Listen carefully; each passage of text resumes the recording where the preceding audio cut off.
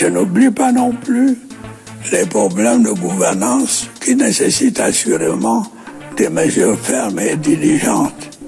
Et j'y veillerai. C'est la nouvelle année, la fête a été très belle partout dans le monde, mais surtout au Cameroun, jusqu'à ce que le président camerounais Paul Biya ne fasse sa sortie pour souhaiter ses meilleurs vœux à sa population. C'est le sujet qui fait polémique sur la toile camerounaise, mais aussi africaine. Les vœux de fin d'année souhaités par le président camerounais Paul Biya, critiqué par la majorité des internautes, mais aussi par la majorité de la population camerounaise. Rapidement, nos frères ivoiriens s'en ont mêlés, ont profité de l'occasion pour se moquer du Cameroun et dire qu'il n'arrive pas à entendre ou écouter réellement ce que le président camerounais Paul Biya est en train de dire.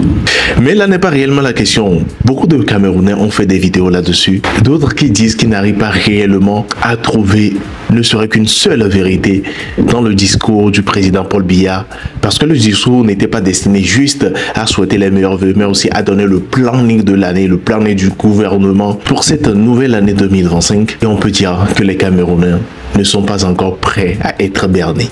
Ceci n'est pas une vidéo politique, mais une vidéo d'actualité pour dire ce qui se passe réellement sur la toile. Je vais vous laisser regarder la réaction de quelques Camerounais en direct quand ils étaient en train de suivre le discours du président Paul Biya, ce qu'ils disent réellement, et on se retrouve bien évidemment à la fin pour la décortication. Regardez cet extrait. Je retiens que le président Paul Biya est votre candidat à l'élection présidentielle de 2025.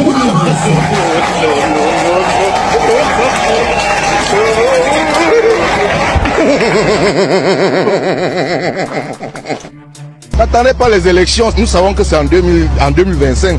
Ne venez pas nous troubler avec ça. Pas de venir vous couper aujourd'hui, après 2 mois vous venez encore bloquer les gens, vous travaillez. Ça ne se fait pas. Il faut que le Cameroun change. Nous on a besoin de changement. Nous sommes devenus sages. On ne veut plus les pains sardines pour nous tromper. Allez, on se réveille un nouveau dossier. Normalement, cette fête année 2024, chaque président s'adresse à son peuple. Depuis hier, on a le peuple camerounais. Ils sont assis comme ça. Ils n'arrivent pas à comprendre ce que les présidents ils ont dit. Si vous arrivez à comprendre, dites-moi. Écoutez. Camerounais, l'année 2025 qui commence s'annonce pleine de défis. Au soutien massif que vous avez cessé de m'apporter toutes ces années. Oh, c'est la ouais, président, quand il parle en ça, son coup. Non, mais les Camerounais souffrent. Il y a quoi à vous?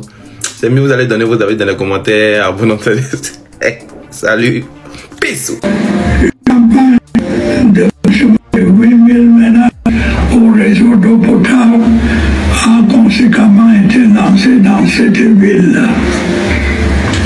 Dans la ville de Douala, les travaux de réhabilitation et d'extension de la station hydraulique de Chapoma sont en cours, tandis que les études techniques du méga projet d'adduction en eau potable de cette cité ont été finalisées.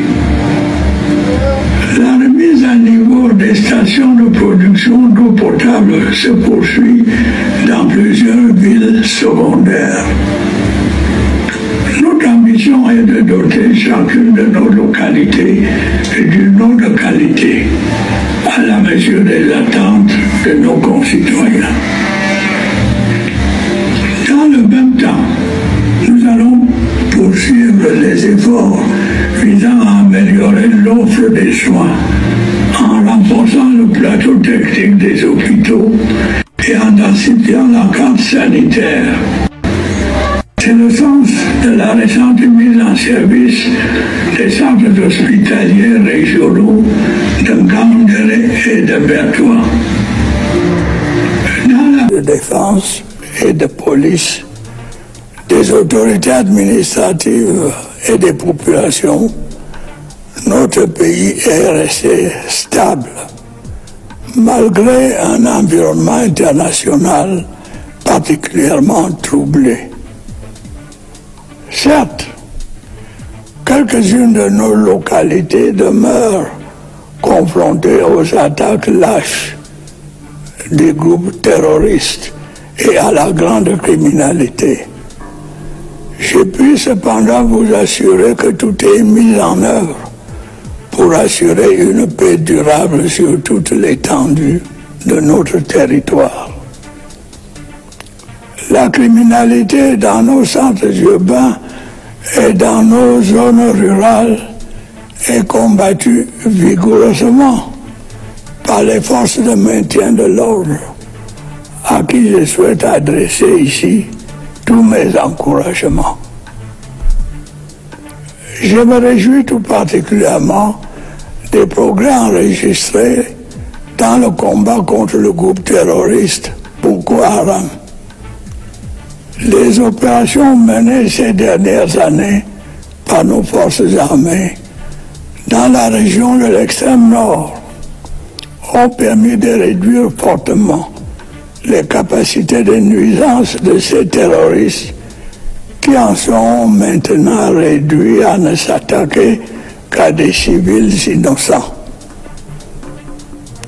J'observe par ailleurs que le processus de reconstruction des régions du nord-ouest et du sud-ouest progresse, en dépit des atrocités commises par quelques bandes armées qui continuent leurs exactions, principalement contre la population civile. Je ne le dirai jamais assez. La cause séparatiste que ces groupes d'illuminés prétendaient défendre est vouée à l'échec. Le Cameroun restera un et indivisible. C'est le vœu de l'écrasante majorité de nos compatriotes. C'est l'essence même du mandat qui m'a été confié. Et je n'y faillirai point. Mes chers compatriotes, vous savez combien je suis attaché à l'unité nationale, au progrès et à la paix. Vous êtes témoin des actions que le gouvernement mène sous mon impulsion depuis des années pour mettre un terme à cette crise sécuritaire qui affecte le développement de ces régions et endeuille de nombreuses familles. C'est l'occasion pour moi de rappeler aux membres de ces bandes armées que la nation leur tend toujours la main. Et je les invite une fois de plus à saisir l'offre de paix qui leur a été faite et à déposer les armes. Des centaines de leurs camarades ont déjà rejoint les centres de désarmement, de démobilisation et de réinsertion et ont été formés à différents métiers afin de faciliter leur insertion sociale. Le sort de ceux qui persistent dans la criminalité est peu enviable. Ils continueront d'être traqués sans relâche et répondront inéluctablement de leur forfait. Mes chers compatriotes, la consolidation de la croissance économique de notre pays est désormais une réalité. Le Cameroun est régulièrement apprécié par les instances financières compétentes pour sa résilience, malgré un contexte international particulièrement difficile. En effet, nous n'avons pas été épargnés ces dernières années par une série de chocs exogènes.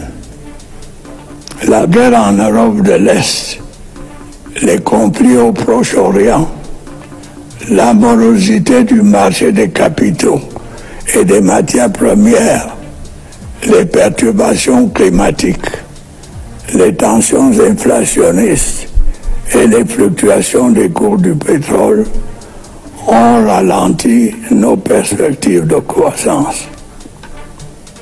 Mais, en dépit de cet environnement difficile, l'économie camerounaise a enregistré un regain d'activité, avec un taux de croissance estimé à 3,8% en 2024 et projeté à 4,1% en 2025. Les mesures prises pour limiter les comportements spéculatifs et accroître l'offre des produits de première nécessité ont contribué à réduire l'inflation de 7,4% en 2023 à 5% cette année. La maîtrise de l'inflation devrait se poursuivre en 2025 pour se situer à 4%. Dans l'optique de réduire le déficit de notre balance commerciale et de garantir notre souveraineté alimentaire, le plan intégré d'import-substitution agro-pastorale et halieutique que j'ai annoncé l'année dernière commence à produire des résultats visibles. Au cours de cette année, 452 tonnes de semences et 12 800 tonnes de farine ont été produites.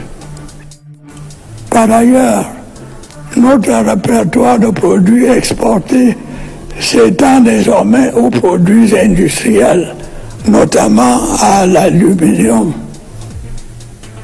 Cette dynamique devrait connaître une accélération en 2025 à la faveur de la réforme de la Société nationale des investissements qui fait de cet organisme un véritable levier stratégique de promotion des investissements productifs au Cameroun. Le gouvernement a par ailleurs poursuivi les efforts de redressement et de transformation structurelle de notre économie à travers l'opérationnalisation progressive des zones économiques. Plusieurs initiatives ont été engagées dans ce sens, à l'instar de la zone industrielle intégrée du port autonome de Kribi. Celle-ci est dédiée à la transformation des matières premières telles que le cacao, le café et les verres. S'agissant du cas spécifique du cacao, la politique de promotion de l'excellence qualitative mise en œuvre ces dernières années a abouti à des niveaux de prix exceptionnels au profit des producteurs. De même, deux zones économiques spécialisées dans la transformation du bois sont en cours de démarrage à Edea et à Bertoua. Il y en a également du technopôle agro-industriel de Ouassab-Abouté par un Cotin qui sera consacré à la production et à la transformation des céréales, des tubercules, du lait et de ses dérivés. Chaque jour qui passe, l'industrialisation de notre pays devient une réalité. L'ouverture dans la localité de Bipaga à Kribi de la plus grande usine de production de carreaux en Afrique centrale en constitue une preuve supplémentaire, avec à la clé la création de plus de 2500 emplois directs. Le dynamisme dans le secteur industriel s'est aussi traduit par l'entrée en service d'une 6e cimenterie au Cameroun, entraînant la baisse des prix du ciment. Il est incontestable que l'essor de ce secteur constitue la clé de voûte de l'émergence économique à laquelle notre pays aspire légitimement. Les perspectives de développement et du riche potentiel dont nous disposons dans le secteur minier sont elles aussi porteuses d'espoir. Le démarrage de l'exploitation des gisements de fer de Kribi-Lobé, Bipindi, Grand Zambi et Mbalam Nabeba est imminent. C'est aussi le cas de la bauxite de Mini-Martap, dont la convention d'exploitation a été signée au mois de juillet dernier. Je suis persuadé par ailleurs que la maîtrise des circuits de commercialisation de nos minerais va accroître le volume des ressources financières nécessaires à la réalisation de nos projets de développement. Mes chers compatriotes, depuis mon accession à la magistrature suprême, l'amélioration des conditions de vie des Camerounaises et des Camerounais n'a jamais cessé d'être au centre de mes préoccupations. Sous mon impulsion, des efforts significatifs ont été consentis par les pouvoirs publics afin de garantir à nos populations un accès satisfaisant aux services sociaux de base. La forte poussée démographique que connaît notre pays a certes pu relativiser l'impact de ces efforts en raison d'une demande de plus en plus croissante. C'est pourquoi le gouvernement n'a cessé, sous mon autorité, d'accorder une attention particulière à la réalisation de projets qui contribuent à rendre meilleur le quotidien de chaque citoyen. Tel est notamment le cas de la fourniture en énergie électrique, dont l'importance pour le développement des activités économiques et la vie des ménages n'est plus à démontrer. L'offre en la matière a connu une amélioration substantielle grâce à l'achèvement cette année des travaux de construction de l'usine de pied du barrage de Lompanga et à la mise en service du barrage de Nachtigal. Le volume des investissements dans ce secteur stratégique est appelé à s'accroître à la faveur de la maturation de plusieurs projets hydroélectriques et photovoltaïques.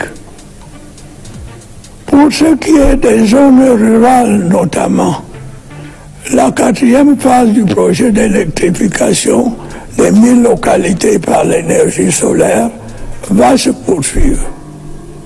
Il en est de même de la construction de 360 centrales solaires dans les unités administratives non encore électrifiées. La réalisation de ces projets est le... C'est ma première fois de faire une vidéo personnelle sur le Cameroun et aussi c'est ma première vidéo dans l'année. Alors je profite de l'occasion pour vous souhaiter mes meilleurs vœux pour cette nouvelle année. Vous m'avez suivi, vous m'avez toujours accompagné, vous m'avez toujours soutenu. Merci pour cela, je vous souhaite le meilleur cette année. Et quant à la vidéo que vous venez de voir, qu'en pensez-vous réellement? Dans les commentaires, les internautes ne se sont pas abstenus de réaction.